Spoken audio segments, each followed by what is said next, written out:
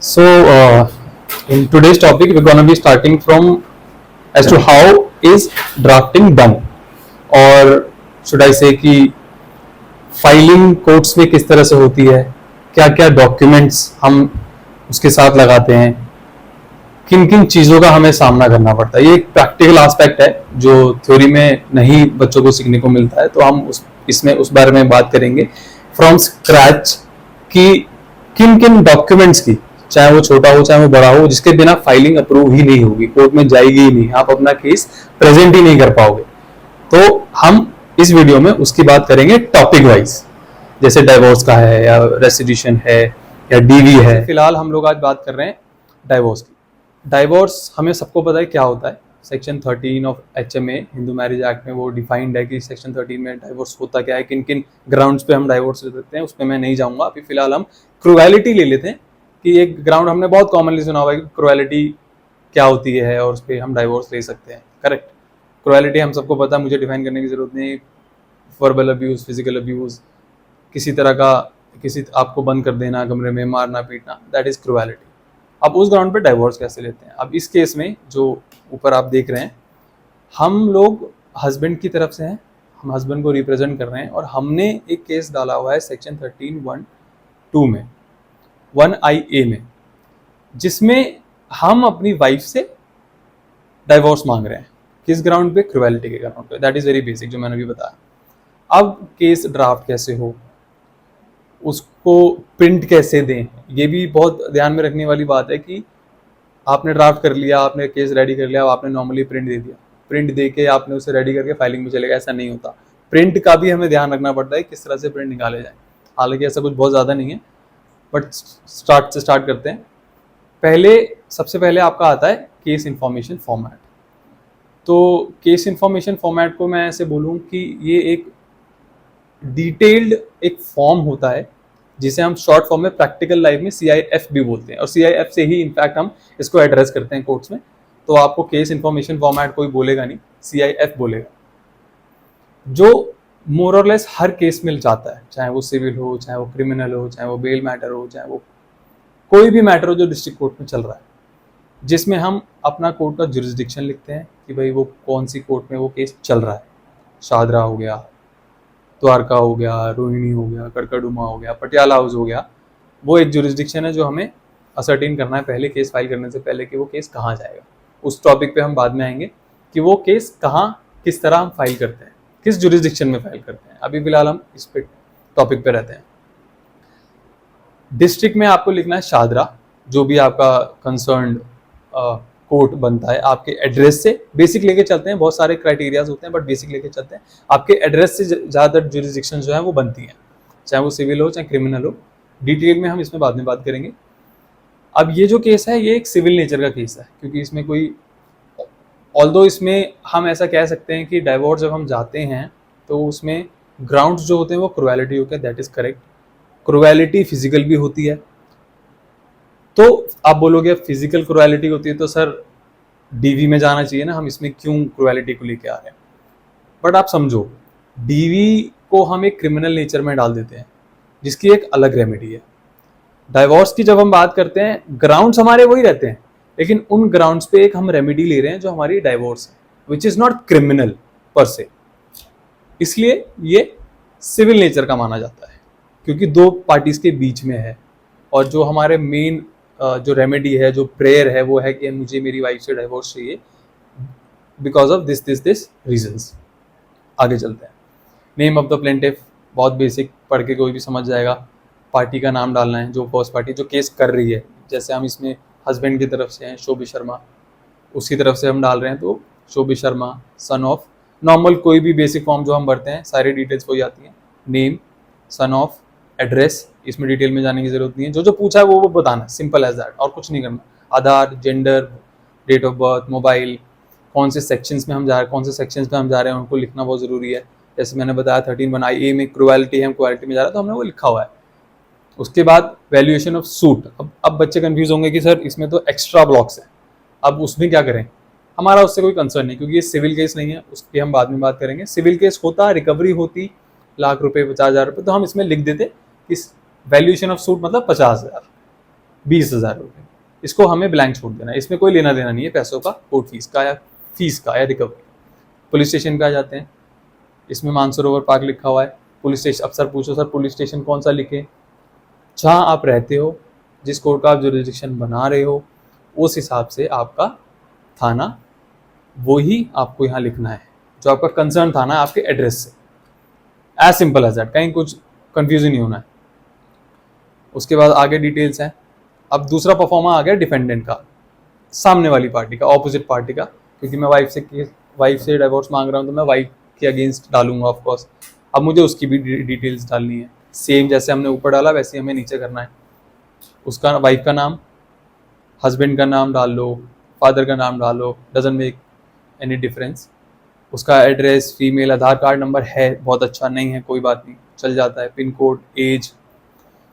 Last जो आपका रह गया वो आ गया आपके एडवोकेट की डिटेल, जो भी आपका केस रिप्रेजेंट कर रहा है उनकी डिटेल्स, क्योंकि एक अथॉरिटी आपको देनी पड़ती है एडवोकेट्स को। उस पर भी हम एक डिटेल वीडियो बाद में बनाएंगे, उसे हम वकालतनामा बोलते हैं, बहुत शॉर्ट में समझा रहा हूँ अभी। वकालतनामा मतलब एक अथॉरिटी लेटर, जिसमें आपको क्लाइंट आपको अथॉरिटी देता है कि किस तरह आप मेरा केस लड़ेंगे, और मैं आपको अथॉरिटी देता हूँ मेरे बिहाफ पे अपेयर होने की और केस मेरा फाइट करने की, लिटिगेट करने की, जिसमें आप डालेंगे एडवोकेट का नाम और उनका enrolment number, office address, contact number है, एक एडवोकेट है तो एक, दो है तो दो, कोई फ़र्क नहीं पड़ता। जैसे फॉर्म्स भी होती हैं, 3-4 एडवोकेट होते हैं, ज़रूरी नहीं है सबका नाम डालना, किसी एक का डाल दो, सीनियर का डाल दो, किसी का भी डाल दो, केस फाइल हो जाते हैं और आपके सिग्नेचर। आगे चलते हैं, ये फॉर्म हमारा फिल हो गया, बहुत बेसिक है, सबसे ऊपर प्लेंट का ये लगता है जो भी केस हम डालते हैं। अब आगे चलते हैं। अभी आप देख रहे हो इंडेक्स। इंडेक्स हम सबको पता है, बचपन से सुनते आ रहे हैं इंडेक्स क्या होता है, कि जो हम पीछे हम लिख रहे हैं, चैप्टर्स हो गए चाहे हमारी हर बुक के आगे होता है, उसमें लिखा होता है कि इंडेक्स में इस पेज पे ये चैप्टर है, इस पेज पे ये चैप्टर है। ठीक वैसे ही बुकिश मतलब स्कूल की तरह ये ऑपरेट करता है इंडेक्स। जब हम केस ड्राफ्ट करते हैं उसमें कुछ चीज़ें होती हैं, मेमो ऑफ पार्टी, आपकी प्लेंट, एफिडेविट्स, डॉक्यूमेंट, जो हम उसको सेग्रीगेट करके इंडेक्स में डाल देते हैं कि ये जो डॉक्यूमेंट है वो उस पेज पे है और ये जो प्लेंट है वो इस पेज से इस पेज तक है। वो उसको हम कोर्ट के ईज के लिए, अपने ईज के लिए एक परफॉर्मा बना हुआ है, उसको फॉलो करते हैं। ऊपर हम डालेंगे कोई भी कंसर्न कोर्ट, हम मैट्रिमोनियल केस है तो हम मैट्रिमोनियल केस में जा रहे हैं तो हम फैमिली कोर्ट डालेंगे, प्रिंसिपल जज फैमिली कोर्ट। हर कोर्ट में एक प्रिंसिपल जज होता है, उसी के नाम से वो एड्रेस होके वो केस डलता है। फैमिली का फैमिली प्रिंसिपल जज होता है, उसके नाम से वो डलेगा, तो वो हम इसमें डालेंगे। अब इसमें क्या होता है कि इसमें ना यूजुअली जब आप इनिशियली केस डालते हो ना तो जज का नाम आपको नहीं मिलता, क्योंकि आप केस डाल रहे हो तो आप बेसिक नॉर्मली इसी तरह से इसको डाल देते हैं, प्रिंसिपल जज फैमिली कोर्ट या फिर कमर्शियल कोर्ट या डिस्ट्रिक्ट एंड सेशन कोर्ट, कोई स्पेसिफिकेशन की ज़रूरत नहीं है जज की। HMA यानी हिंदू मैरिज एक्ट पिटीशन 2000। अब जब ये जो केस है, जब भी जिस भी ईयर में आप डाल रहे हो उसका वो नाम आ जाएगा। नंबर हमको बहुत बाद में मिलता है, मैं उस पर भी आऊँगा कि केस जो नंबर होता है, जो पर्टिकुलर नंबर मिलता है केस का जिससे वो एड्रेस होता है, वो बहुत बाद में मिलता है जब केस फाइल हो जाता है। आगे चलते हैं। ये एक परफॉर्मा है जो आपको फॉलो करना है basically in the matter of, ये स्ट्रेट जैकेट फॉर्मूला है। केस का पार्टीज का नाम डालना है आपको, शोभी शर्मा है जो भी है, पेटिशनर वर्सेस शिवानी, जो हम आज तक सुनते और देखते आए हैं, वर्सेस वैसे ही इंडेक्स पे आ जाते हैं। अब इंडेक्स में मैंने आपको बताया जैसे हमने वो डिवाइड कर रखा है तो हम उसको सेग्रीगेट करके ऊपर पेज वाइज डाल देते हैं कि किस तरह से वो चलेगा। मेमो ऑफ पार्टीज मैं अभी बताऊंगा वो क्या है। उसके बाद मेमो ऑफ पार्टीज भी एक तरह का एक फॉर्मूला है, एक प्रोसीजर है जिसमें हम सारी इन डिटेल सब चीज़ें उसमें डालते हैं पार्टीज की, दोनों पार्टीज की, एड्रेस नंबर। जैसे हमने ऊपर डाला, आप बोलोगे सर ये 2 बारी क्यों हम कर रहे हैं, जब नीचे हम लिख ही रहे हैं तो ऊपर क्यों लिख रहे हैं। ये एक ईज के लिए है कि जैसे ही कोई भी फाइल अगर खोले तो सबसे ऊपर पहले वही बेसिक चीज़ें दिखनी चाहिए कि भाई कौन सी क्या केस है, पार्टीज कौन है, एड्रेस क्या है, जुरिसडिक्शन क्या है, ये सब। इंडेक्स के बाद, इंडेक्स पे मैं वापस आऊँगा क्योंकि अभी आपको समझ नहीं आएगा, क्योंकि आपको पता नहीं है मेमो ऑफ पार्टीज क्या होता है, पिटीशन क्या है, लिस्ट ऑफ डॉक्यूमेंट्स क्या है और वकालतनामा क्या है। इसको अभी थोड़ा सा पेंडिंग छोड़ते हैं, फिर आगे फिर वापस इस पे आएंगे। ये आ गई हमारी मेमो ऑफ पार्टीज। मैंने आपको बताया मेमो ऑफ पार्टीज मतलब पार्टीज के बारे में, इसको बहुत बेसिक लेके चलता हूँ मैं लीमैन में। पार्टीज का नाम, एड्रेस, एज, उसका फ़ोन नंबर अगर है, ये सारी डिटेल्स इन डिटेल सब कुछ जाता है पार्टीज के बीच में। इसमें फोटो, फैमिली मैटर्स में स्पेशली फोटोज लगती हैं पार्टीज की पासपोर्ट साइज, कोर्ट के रेफरेंस के लिए, पर यूजुअल के लिए वो हम लगा देते हैं पेटिशनर और रिस्पोंडेंट की। अगर नहीं है सामने वाली पार्टी की आपकी तो कोई बात नहीं, आप अपनी लगा दो, लेकिन लगा दो। आगे चलो, सारी डिटेल डाल दी हमने पेटिशनर की वर्सेस करके, जो बेसिकली हम ऊपर लिखते हुए आ रहे हैं ना, ये जो आगे देखोगे आप, शोभी शर्मा शिवानी, सेम ही चीज चल रही है, बस इसको हमने उसको डिटेल कर दिया है। ठीक है, अब उसके नीचे आप किसके थ्रू फाइल कर रहे हो, पेटिशनर का नाम, एड्रेस, वो आ जाएगा, साइन कि पेटिशनर अथॉरिटी दे रहा है, उसने साइन कर दिए। थ्रू मतलब इनको रिप्रेजेंट कौन कर रहा है, एडवोकेट्स जो आपके हैं, जैसे हमने डाला हुआ है, हमने खुद रिप्रेजेंट करा हुआ है ये केस, प्रैक्टिकल केस जो चल रहा है अभी भी ट्रायल में ऑलरेडी। तो ये हम अपनी डिटेल्स डालते हैं इसमें कि एडवोकेट अभय गुप्ता, दर्पण मगन, ऑफिस एड्रेस, नंबर, डिटेल्स। अब ये क्यों डालते हैं, इसका भी एक रीज़न है, क्योंकि हम डालने को तो ये भी डाल सकते हैं कि एडवोकेट अभय गुप्ता और दर्पण मगन और नंबर डाल दिया, ईमेल डाल दिया, दैट्स इट। डालने का रीज़न ये होता है, जब हम केस डालते हैं और जब वो केस आगे बढ़ता है तो सामने वाली पार्टी यानी ऑपोजिट पार्टी और उसके एडवोकेट के पास हमारे डिटेल का होना बहुत ज़रूरी है, क्योंकि कुछ चीज़ें ऐसी होती हैं, जैसे हम केस डालेंगे तो उनका रिप्लाई आएगा। तो कई बार क्या होता है, रिप्लाई के लिए कोर्ट बोलती है कि आप एडवांस कॉपी फाइल कर देना, कभी कभी ऐसा होता है। तो एडवांस कॉपी आप फाइल कैसे करोगे, आप एडवोकेट को तो जानते नहीं, देखा नहीं, समझा नहीं, बूझा नहीं, तो आपको इसमें डिटेल्स मिल जाती हैं ताकि आप उन्हें ईमेल कर पाओ, व्हाट्सएप कर पाओ, या उनके एड्रेस पे वो पोस्ट कर पाओ, ईज के लिए, दोनों पार्टीज के लिए। इसलिए एडवोकेट्स की डिटेल इतनी अच्छे से डाली जाती है। आगे चलते हैं, ये मेमो ऑफ पार्टीज हो गया, और ये इस केस की ही नहीं, ये हर केस का सारा फॉर्मूला है, फंडा है मेमो ऑफ पार्टीज तक का, ये सब केस में जाता है। कोई भी केस उठा लो, चाहे वो सिविल हो, क्रिमिनल हो, कोऑपरेट मैटर हो, मेमो ऑफ पार्टीज जाते ही हैं। ये स्ट्रेट जैकेट फॉर्मूला हर केस में आपको मिलेगा, ये तो फॉलो करने ही करना है। अब आ जाता है हमने पेटिशन पे। अब सेम चीज़ है, आप ऊपर का हाफ पार्ट देख रहे हो, सब कुछ सेव चल रहा है। पेटिशन डालते हैं, पेटिशन में हम ये लिखते हैं कि हम किस सेक्शन में वो पेटिशन जो है डाल रहे हैं। 13(1) IA क्रुएलिटी में डाला, हम उसको लेंथ में लिख देते हैं, हाईलाइट करके, बोर्ड करके, किस सेक्शन में वो जा रही है। Petition on behalf of the petitioner under section this as amended, provision डाल दिया फॉर डिसोल्यूशन ऑफ मैरिज, क्योंकि हमें डाइवोर्स चाहिए, वो डाल दिया, ऑन ग्राउंड ऑफ क्रुएलिटी। अब मोस्ट रिस्पेक्टफुली शो इट। अब सर ये लाइनों की क्या जरूरत है, एक ना डेकोरम हमें बड़ा फॉलो करना पड़ता है कोर्ट में, बहुत रिस्पेक्टफुल रहना पड़ता है। इसकी ज़रूरत नहीं है, लेकिन इसकी ज़रूरत है भी, क्योंकि हमें बहुत रिस्पेक्टफुली चीज़ें करनी होती हैं कोर्ट में। चाहे आप सबमिशन दे रहे हो, चाहे आपको कितना, चाहे मैं आपको प्रैक्टिकली बताता हूँ, अगर आपको कोर्ट में गुस्सा भी आ रहा है ना, जजों पे भी कभी भी गुस्सा आता है, पार्टीज पे भी आता है, लेकिन आपको you have to be very cautious with your language. Parliamentary language होनी चाहिए, be it a draft or your language in the court in person. तो ये एक रिस्पेक्ट हम शो कर रहे हैं उस पोजीशन को, उस कोर्ट को, कि इस तरह से मोस्ट रिस्पेक्टफुली शो है। अब हर ड्राफ्ट का एक अपना स्टार्ट करने का तरीका बोल लो, करने को देखो, मैं आपको बताऊं, ड्राफ्टिंग का कोई ना ऐसे स्ट्रेट जैकेट फॉर्मूला नहीं। कुछ चीज़ें हैं जो फॉर्मुलेटेड है, जो मैंने आपको बताई, इंडेक्स, मेमो। जब ड्राफ्ट की बात आती है ना, हर एडवोकेट का, हर पर्सन का अपना एक तरीका होता है ड्राफ्ट करने का, अपनी एक लैंग्वेज होती है। बट आपको ये ध्यान रखना है, एक बहुत बड़ा मिसकंसेप्शन है नए नए बच्चों के दिमाग में, कि लैंग्वेज बहुत अच्छी होनी चाहिए ड्राफ्ट करने के लिए।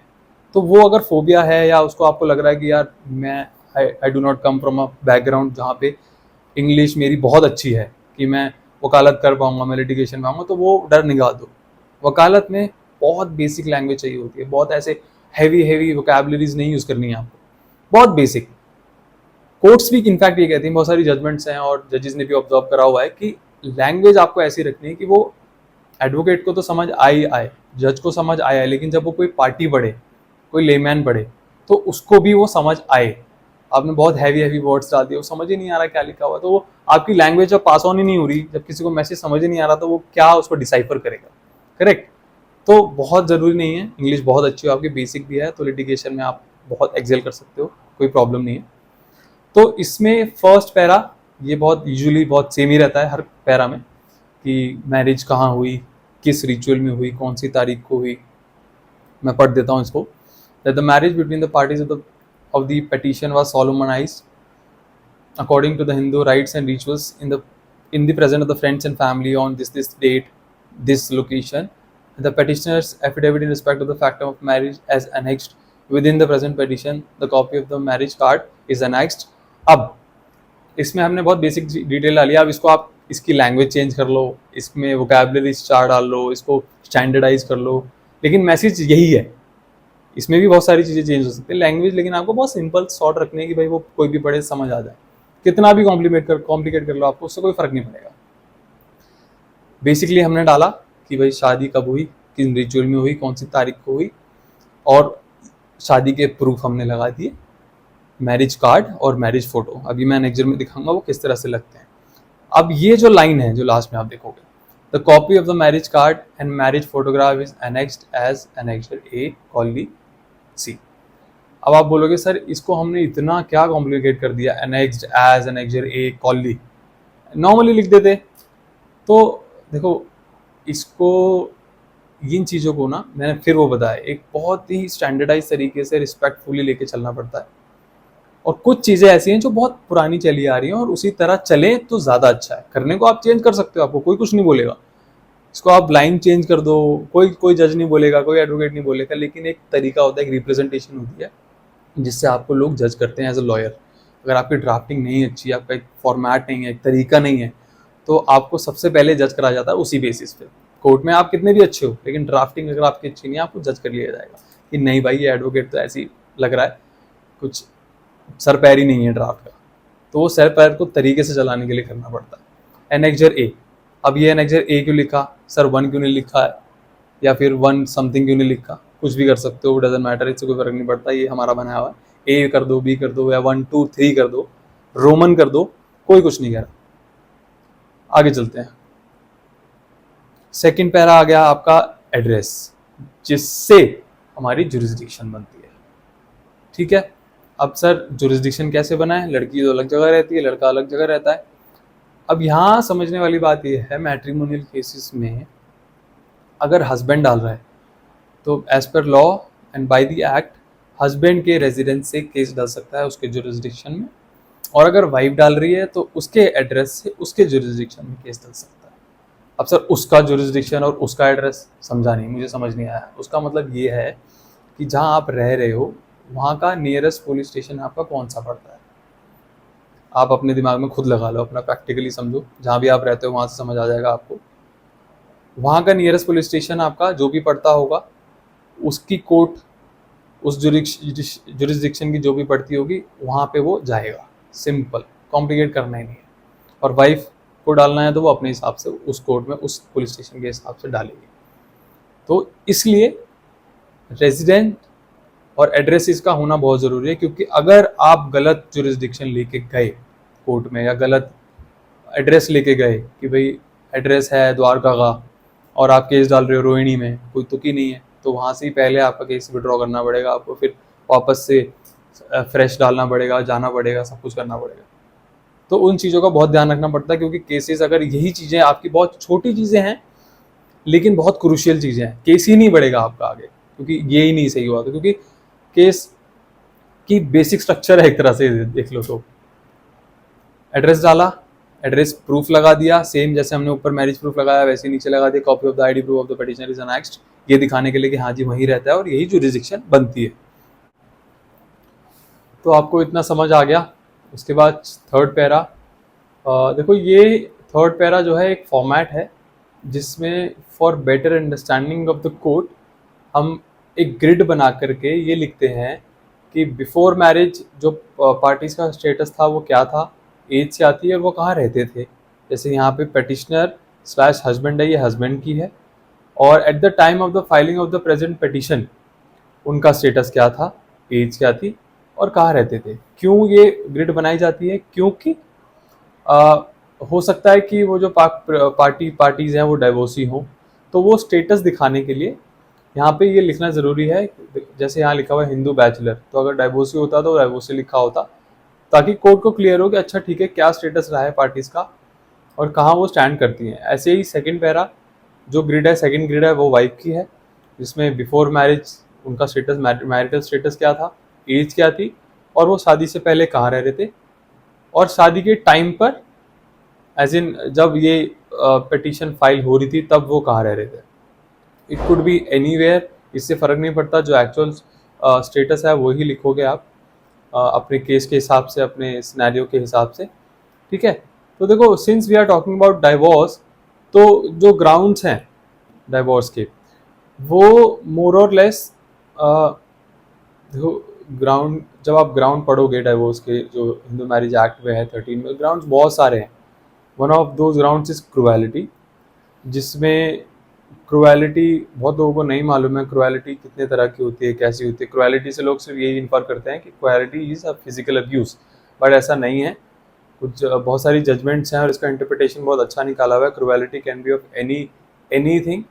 ये हम आगे डाइवोर्स में और बाकी मैट्रिमोनियल ड्राफ्ट जब कवर करेंगे हम उसमें भी बताएंगे, मगर for a brief, cruelty can be of mental, physical, economical, या फिर रिस्ट्रेन कर देना, जाना आना, खाना ना देना, किसी भी तरह की हो सकती है, ज़रूरी नहीं है वो फिजिकली हो या मारपीट से ही हो, राइट। तो अब पैरा 4 की बात करते हैं। देखो, जब आप डाइवोर्स की पिटीशन ड्राफ्ट कर रहे होते हो या फिर कोई मैट्रिमोनियल ड्राफ्ट कर रहे होते हो, not only this divorce petition, तो आपको ये ध्यान रखना है कि आपको ग्राउंड्स तो देने ही हैं डाइवोर्स के, considering section 13 of Hindu marriage act, क्योंकि जो ग्राउंड्स उसमें मेंशन है उन्हीं ग्राउंड्स पे आपको डाइवोर्स मिल सकता है, और वो ग्राउंड्स आपके पिटीशन में होना बहुत ज़रूरी है। आपके साथ वो इंसिडेंट, वो चीज़ें होना बहुत ज़रूरी है।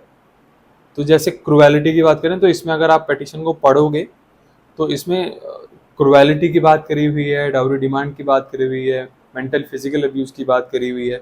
तो ये सब चीज़ें हैं जिसके बिना पे आप डाइवोर्स कोर्ट में जाकर के सीख करोगे। अगर ये सब ग्राउंड नहीं होंगे, आपके प्लेंट जो है वो वेग होगी, उसमें कुछ नहीं लिखा होगा, तो court has got the right to dismiss your petition at once.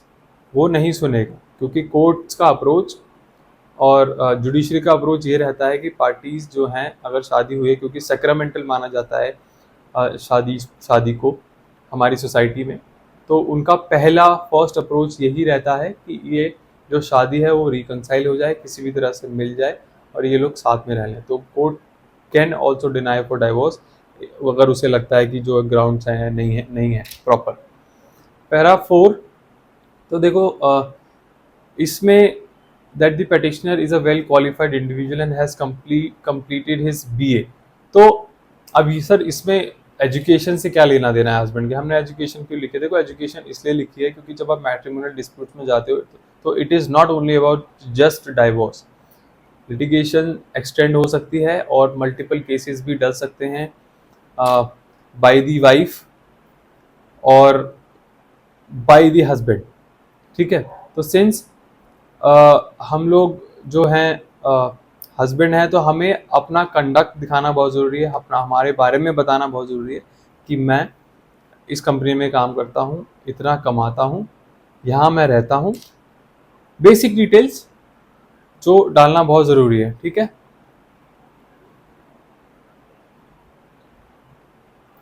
तो देखो, अगर ये 4th पैरा का लास्ट लाइन्स अगर आप देखोगे तो इसमें हमारा इंटेंट हम दिखा रहे हैं। It is submitted that the petitioner's father had passed away on 20th April 2021 and his elderly brother and sister are naturally dependent upon him.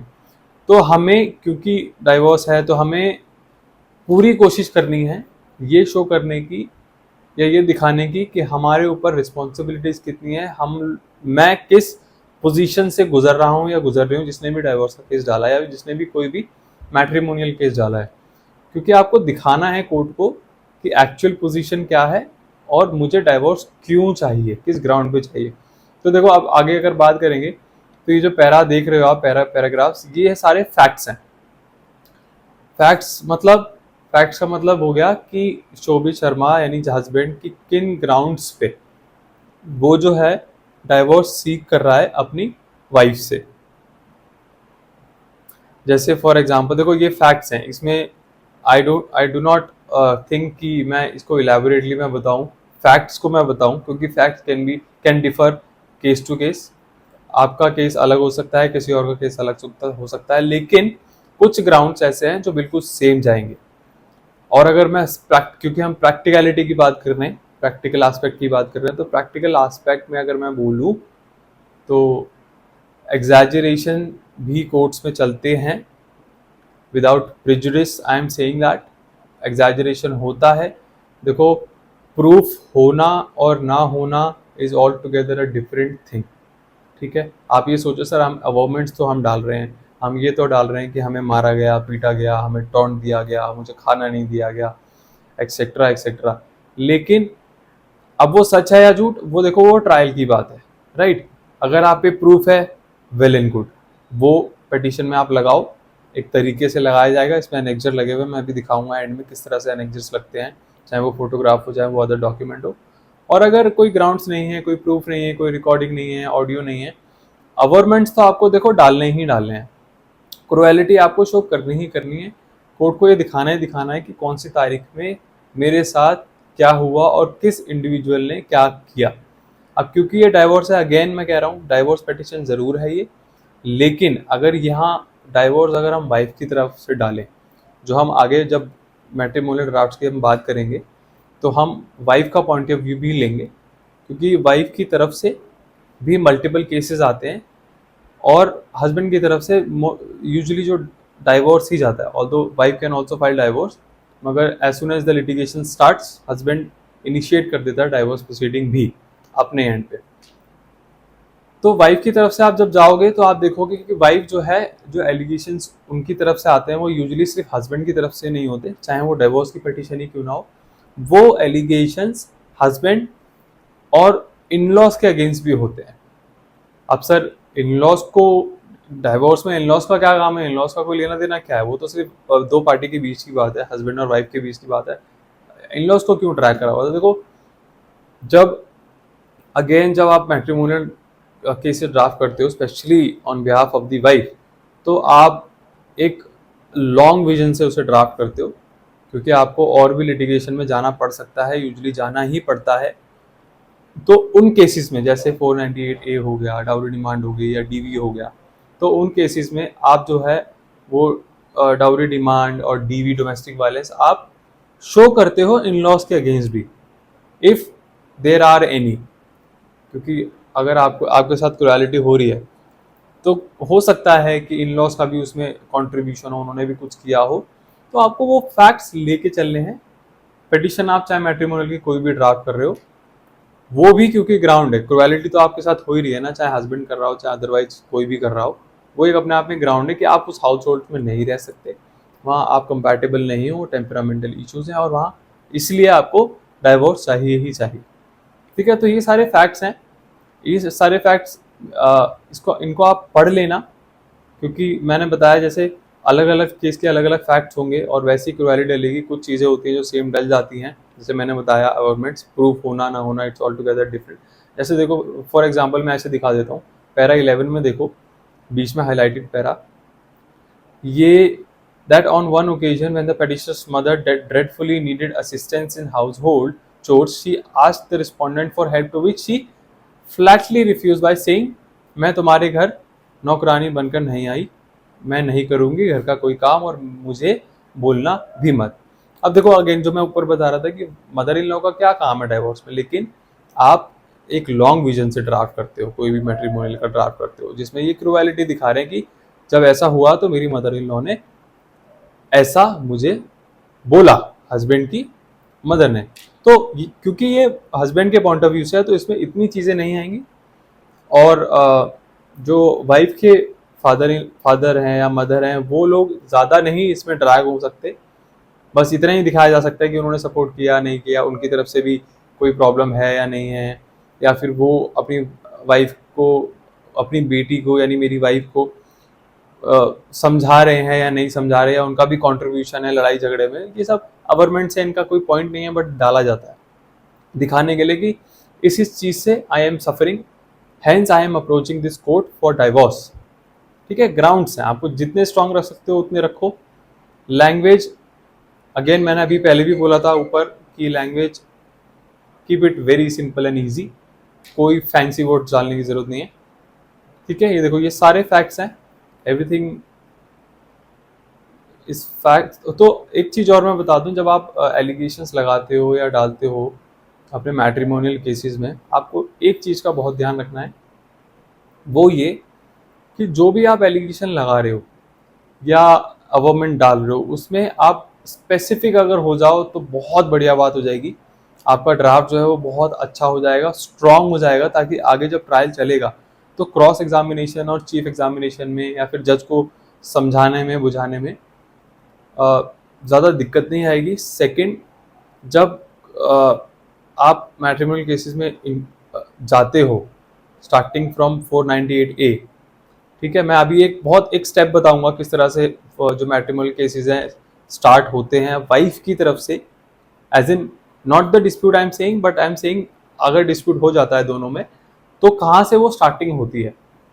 और आगे की वीडियोस में भी हम बात करेंगे कि 498A में क्या होता है, कैसे होता है, किस तरह से उसे अप्रोच किया जाता है। तो मैं बस इतना समझाना चाह रहा हूँ कि जब 498A जो एक बिगिनिंग ऑफ लिटिगेशन है वाइफ की तरफ से, अब ये वाइफ की तरफ से ही क्योंकि जाता है वो, तो ये समझना है कि जब आप एलिगेशंस लगाते हो तो आपको बहुत स्पेसिफिक होना है, डेट टाइम और इन सब चीज़ों को लेकर के, वरना आपका जो केस है वो बहुत लाइट कंसिडर किया जाएगा और बहुत हाई चांसेस हैं कि वो जो वाइफ ने जो FIR करवाई है डाउरी डिमांड की हस्बैंड के और इन लॉज के अगेंस्ट, वो इजीली वो क्वाश हो सकती है हाई कोर्ट में जाकर के, अगर स्पेसिफिक एलिगेशंस नहीं है और ऐसा बहुत जनरल एलिगेशंस लगे हुए हैं, मुझे मारा, मुझे खाना नहीं दिया, etcetera etcetera, there are number of judgments, उनको रेफर करना, उनको पढ़ना, आपको समझ आएगा।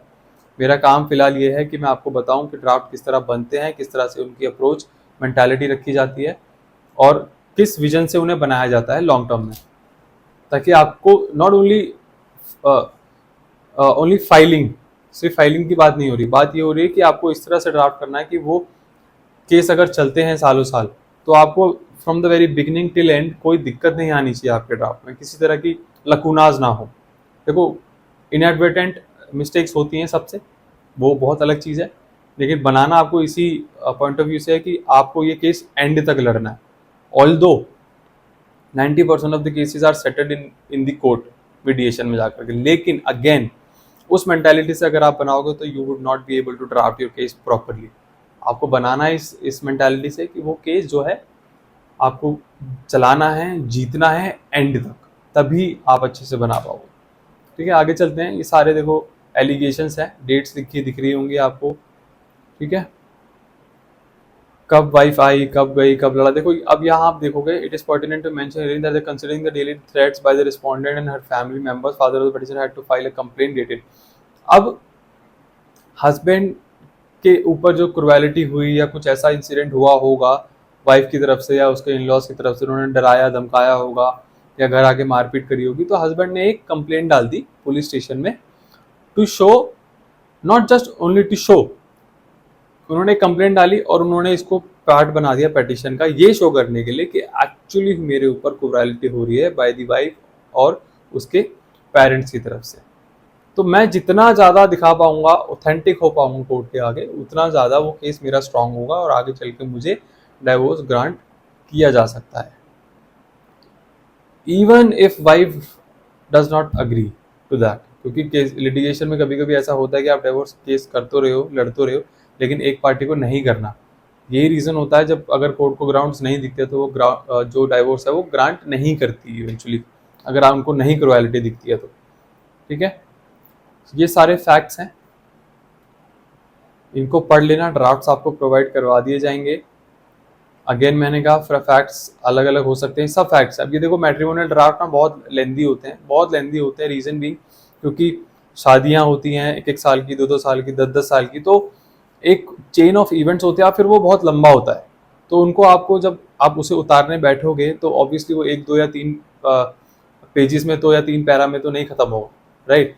आपको वो स्टोरी सुननी है क्लाइंट से, उसमें से कुछ चीज़ें निकालनी है, कुछ डालनी है और उसको एक स्टोरी लाइन बनानी है, फिर उसको आपको पेपर पे उतारना है एक एडवोकेट के पॉइंट ऑफ व्यू से कि इसमें क्या आना चाहिए और क्या नहीं आना चाहिए। क्योंकि आप ऐसा भी नहीं है कि आप सारी चीज़ें इसमें डाल दोगे कुछ चीज़ें ऐसी हैं जो आपको ध्यान में रखनी है being an expert, being an advocate और लॉ स्टूडेंट या फिर प्रैक्टिसिंग एडवोकेट, कि आपको क्या नहीं डालना जो आपके अगेंस्ट में कभी उठ के ना आ जाए और आपका मेंटालिटी दिखा दे कि जी ये तो मैं मतलब ये मैं ही, मेरे ऊपर ही आ जाए। आपने कुछ ऐसा लिख दिया कि मैंने अपनी वाइफ को थप्पड़ मार दिया, कहीं भी आपने ऐसी कोई चीज़ डाल दी तो आपको ये आपके अगेंस्ट आ जाएगी कि आप तो खुद ही कह रहे हो अपने प्लेंट में। देखो, जो प्लेंट में आपने डाल दिया वो एक पत्थर की लकीर है, ठीक है, वो भगवान भी उसे नीचे आ जाएंगे, वो बदल नहीं सकता। तो आपको इसीलिए बहुत केयरफुल रहना है कि आप जो ड्राफ्ट कर रहे हो, जो लिख रहे हो, आपको पता होना चाहिए क्या लिख रहे हो। ऑल दो देर आर एक्सेप्शंस, जो आपने लिखा है आप उसको अमेंड कर सकते हो, उसको चेंज करा सकते हो, मगर वो बहुत कम चांसेस होते हैं, ठीक है। तो आपको स्टार्टिंग से ही ये रखना है कि कुछ ऐसी चीज़ें ना डले। आगे चलते हैं। ये देखो, ये सारे फैक्ट्स हैं और ये जो एनेक्जर्स आप देख रहे हो, ये मैं फिर बता देता हूँ। जो जो भी प्रूफ्स होते हैं, जो कंप्लेंट्स होती हैं, जो जो भी एनेक्जर्स आप लगा रहे हो अपने केस को सब्सटैंशिएट करने के लिए, चाहे वो कंप्लेंट की कॉपी हो, डाइवोर्स पिटीशंस हो, लीगल नोटिस हो, मैरिज सर्टिफिकेट हो, वो आप अपने पिटीशन में इस तरह से ही एनेक्स करोगे। पूरा पैरा लिखने के बाद, जिस भी पैरा में आपकी उस पर्टिकुलर चीज़ की बात हो रही है, उसको बना करके लास्ट में उसको एनेक्जर की तरह आप लगा दोगे और उसे पिटीशन के साथ एनेक्स कर दोगे। फॉर योर रेफरेंस मैं समझा देता हूँ, the copy of the complaint dated 21/2/21 is here with annexed as annexure D colly. तो यानी जो मैंने इस पैरा में बात करी कंप्लेंट की, जो मैंने 100 नंबर कॉल करा था इस डेट को, वो मैंने कंप्लेंट जो है इस पैरा के साथ एनेक्जर डी बना के इस कंप्लेंट में प्लेंट में अपनी लगा दी है, ठीक है, इस तरह से। अब ये कॉली क्या है? कॉली मतलब हो गया कलेक्टिवली। जब आपका सिंगल पेज होता है, जब आप एनेक्जर में लगाते हो, तो सिंगल पेज के लिए आपको कॉली लिखने की जरूरत नहीं है, एनेक्जर डी करके इज इनफ। कॉली का मतलब हो गया कलेक्टिवली। कलेक्टिवली का मतलब हो गया जब एक से ज्यादा पेज हो, 1 2 3 जो नंबरिंग चल रही हो, तो आप जरूरी नहीं है देखो ये लिखना कॉली, एनेक्जर डी भी लिख दोगे तो भी इट इज इनफ। मगर एक तरीका होता है हर एडवोकेट का, हर ड्राफ्ट बनाने वाले का, वो सबका अपना अपना तरीका होता है, तो अपने अपने तरीके से बनाते हैं, अपनी अपनी लैंग्वेज लिखते हैं। तो अगेन लैंग्वेज, जब आप ड्राफ्ट करने बैठते हो ना, देखो आप स्क्रैच से तो ड्राफ्ट करते हो, लेकिन आप एक रेफरेंस के लिए कुछ ड्राफ्ट्स लेके बैठते हो। जैसे कि मैं आपको अगर मैं बता रहा हूँ इस पिटीशन के बारे में, अगर आप ड्राफ्ट करने बैठोगे तो हो सकता है कि आप ये ड्राफ्ट लेके बैठो, 100% होगा कि आप ये लेके बैठोगे फॉर बेटर अंडरस्टैंडिंग, ताकि आप अपना ड्राफ्ट बना पाओ। तो आपको क्या करना है? आपको ये नहीं करना है कि आपको मेरी ही लैंग्वेज फॉलो करनी है या यही लैंग्वेज फॉलो करनी है। आपकी अपनी भी लैंग्वेज हो सकती है और हो सकता है आप उससे बेटर ड्राफ्ट कर लो, उससे बेटर नहीं ड्राफ्ट कर पाओ तो ये ड्राफ्ट्स हैं। तो आपको सिर्फ ये रेफर करना है। कुछ पैराज हो सकते हैं ऐसे जो आप कॉपी पेस्ट कर दो, वो कर सकते हो, लेकिन उसमें भी आपको अपना रैशनल माइंड लगाना है कि क्या उठाना है और क्या नहीं उठाना है। ऐसा नहीं है आपने कॉपी पेस्ट कर दिया। तो इन सब चीज़ों का ध्यान रखना है, ठीक है। आगे चलते हैं। सब फैक्ट्स हैं, कब हुआ, कैसे हुआ, किस पार्टी ने किसके अगेंस्ट कौन सा केस डाला। जैसे पैरा 41 देखोगे, it is pertinent to mention here that the respondent has filed a maintenance petition before the additional principal जज family court vide case this number at Agra district court. तो facts हम डाल रहे हैं और हमारा इंटेंट क्या है डाइवोर्स पिटीशन में, कि हमें क्रुएलिटी दिखानी है। तो देखो, जब केसेस डलते हैं वाइफ की तरफ से, तो वो भी एक क्रुएलिटी के अंदर ही आता है। क्रुएलिटी मानी जाती है जब वाइफ केस डालती है हस्बैंड के अगेंस्ट, चाहे वो मेंटेनेंस हो, चाहे वो 498 हो, चाहे वो कोई भी और केस हो। तो वो हमें शो करना बहुत ज़रूरी है कि मेरा कोई कंडक्ट नहीं रहा, मैंने कभी कुछ नहीं किया, फिर भी मेरी वाइफ ने मेरे ऊपर केसेस डाल दी।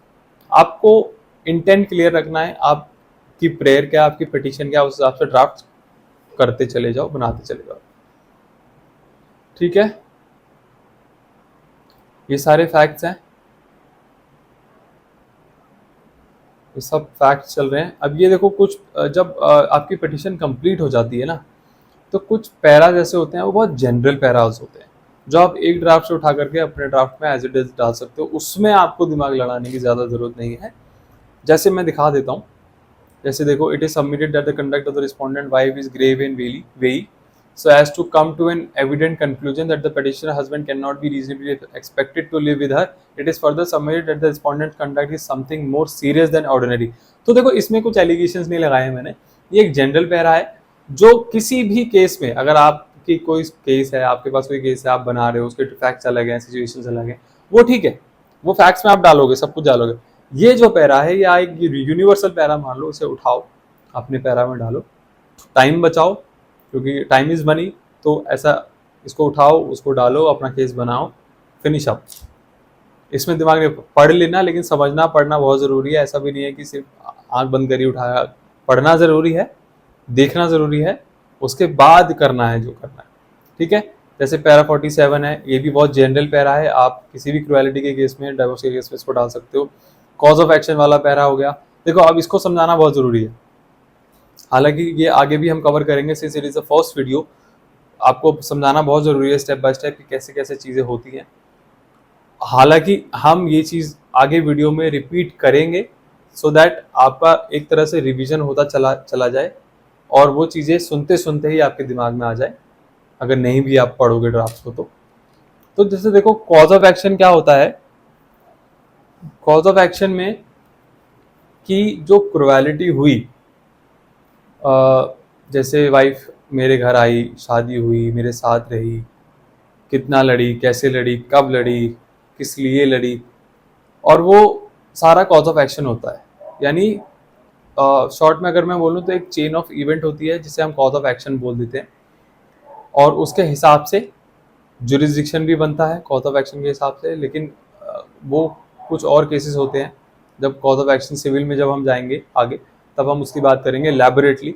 फिलहाल कॉज ऑफ एक्शन एक चेन ऑफ इवेंट है कि कब कैसे क्या क्या हुआ, hence we are before the court. मैं इस पैरा को पढ़ देता हूँ ताकि आपको समझ आएगा। That the cause of action for filing the present petition arose on 28/11/2019 when both the parties got married. पहला कॉज ऑफ एक्शन कब हुआ? जब शादी हुई। कॉज ऑफ एक्शन से कंफ्यूज मत होना, बस एक इंटरचेंजेबल टर्म है जिसको मैं बोल रहा हूँ चेन ऑफ इवेंट।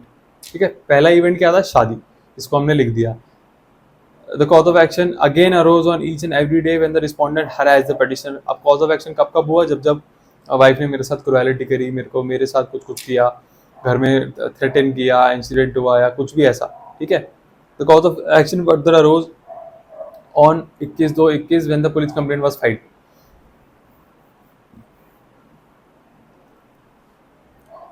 ठीक है, समझ आ रहा है?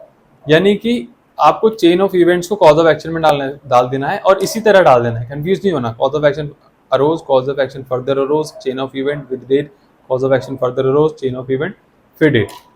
ये कॉज ऑफ एक्शन यूजुअली बहुत बड़ा बनता है, क्योंकि ये मैट्रिमोनियल केस है, इसमें है नहीं ज़्यादा। मगर हम जब सिविल की बात करेंगे तो उसमें आपको मैं एलैबोरेटली दिखाऊंगा कि कॉज ऑफ एक्शन कितना बड़ा बनता है, क्यों बनता है।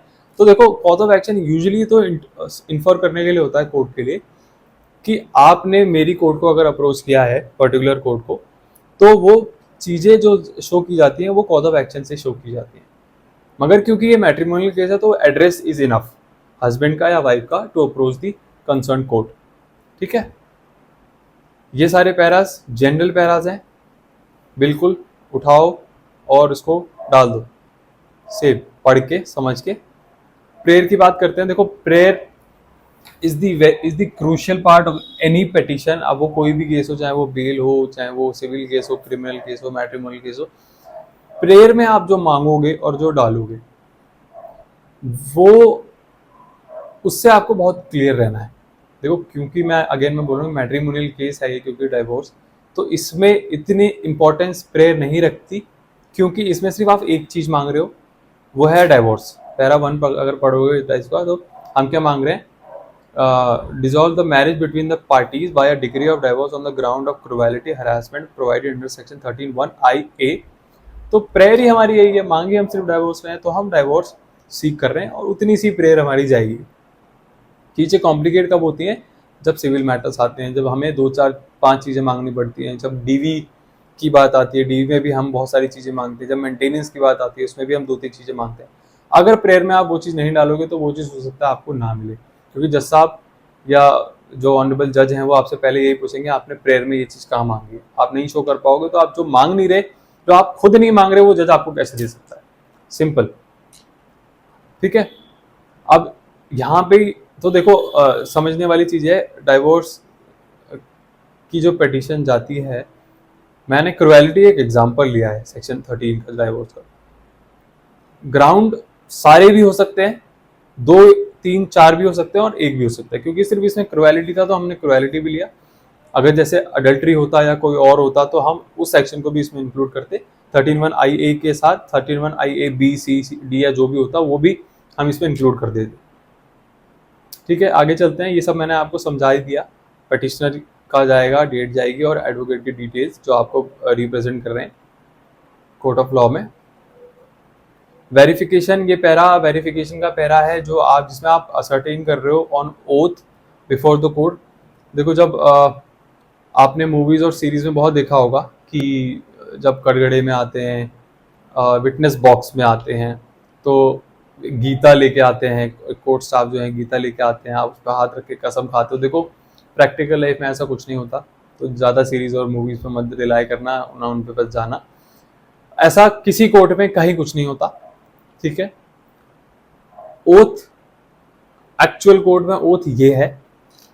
जो एफिडेविट्स आप देखते हो, ये जो देखो एफिडेविट है, मैं अभी बताता हूँ इसके बारे में। ये जो एफिडेविट है ना, ये आपका एक तरह का ओथ है जिसमें आप कसम खा रहे हो कि जो मैंने लिखा, जो मैंने ऊपर बोला अपनी पिटीशन में, वो सच है और सच के सिवा कुछ नहीं है। ठीक है, सीरीज में थोड़ा सा ड्रामेटिक कर देते हैं इस चीज़ को।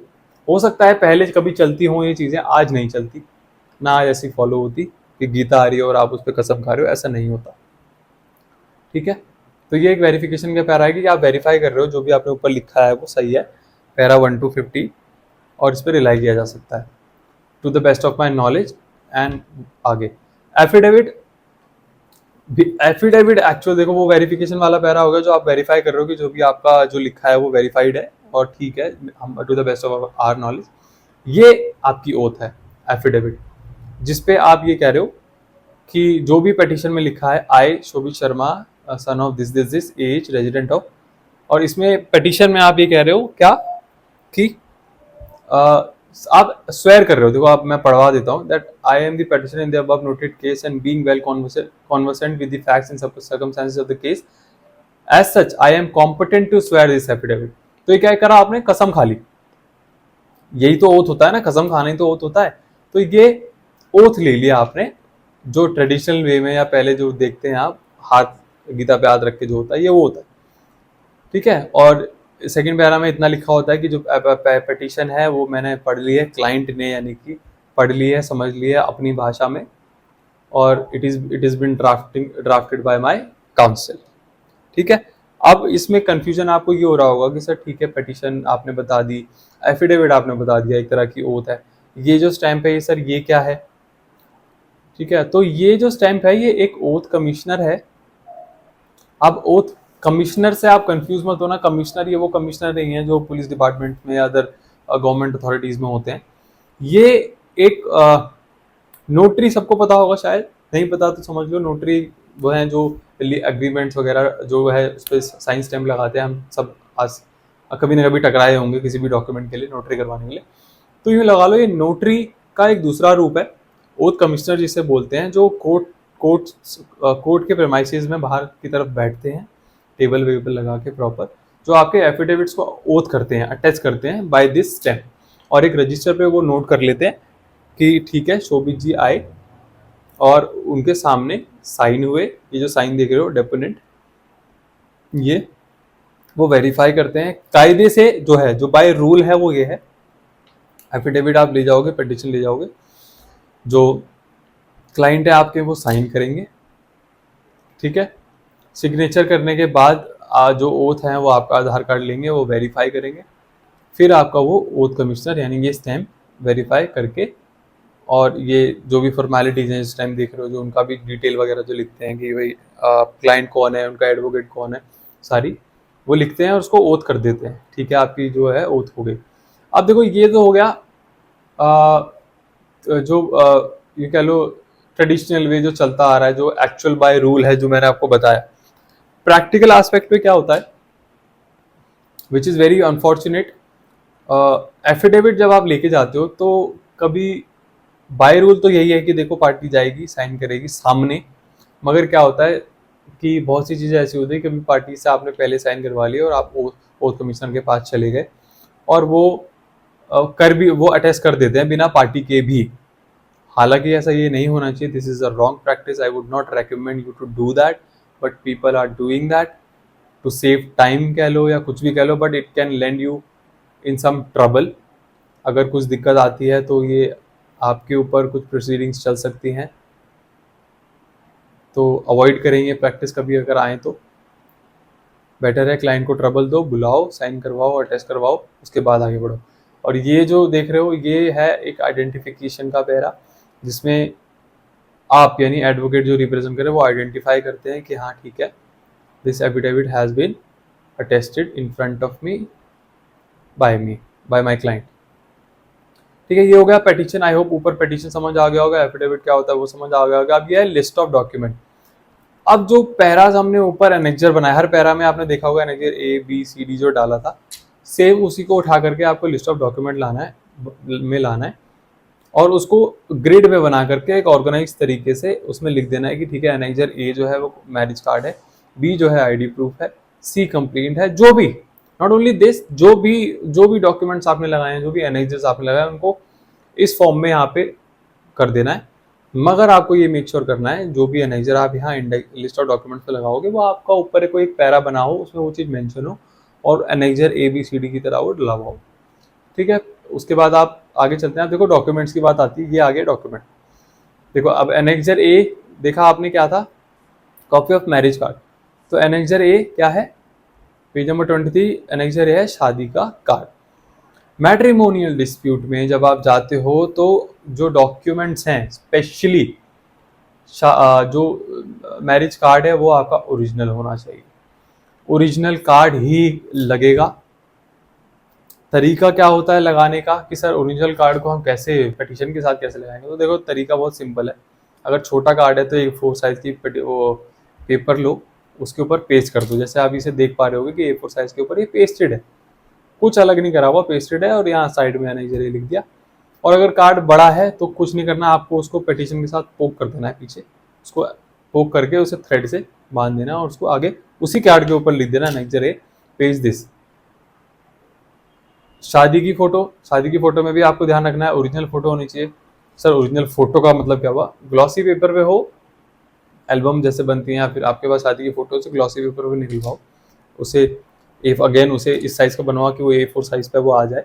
A4 साइज पे उसे आप पेस्ट करोगे और एनेक्जर लिख दोगे, मैरिज फोटोग्राफ। आगे चलो, आधार कार्ड, पार्टीज का आधार कार्ड डालोगे ऑफकोर्स उनका, क्योंकि आपको जुरिस्डिक्शन में दिखाना है, उसकी आइडेंटिटी भी दिखानी है, आईडी प्रूफ लगाना जरूरी होता है, वो लगा दिया आपने। उसके बाद जो उन्होंने कंप्लेंट डाली थी, जो भी एनेक्जर्स है, नॉट ओनली दिस कंप्लेंट, जो भी एनेक्जर्स है आपके, जो भी सब्सटैंशिएट कर रहे हैं केस को, आपको ऑडियो रिकॉर्डिंग है, वीडियो रिकॉर्डिंग्स हैं, फोटोज हैं, कुछ भी, anything that works for your case to substantiate your case, लगा दो।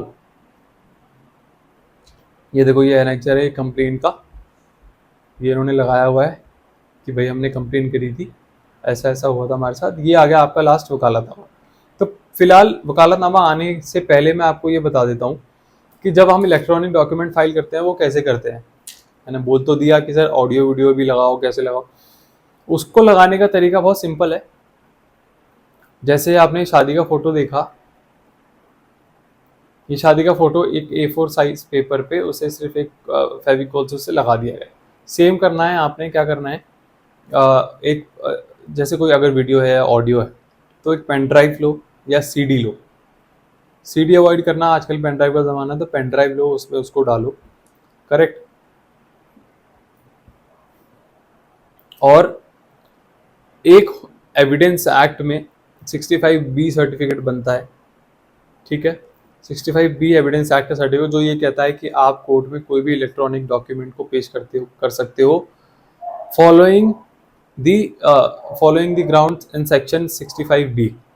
तो जैसे आप वो एफिडेविट सर्टिफिकेट लगाओगे एविडेंस का 65B का, तो वो आपका जो डॉक्यूमेंट है वो एडमिसिबल हो जाएगा, उसे आप कोर्ट में पेश कर सकते हो।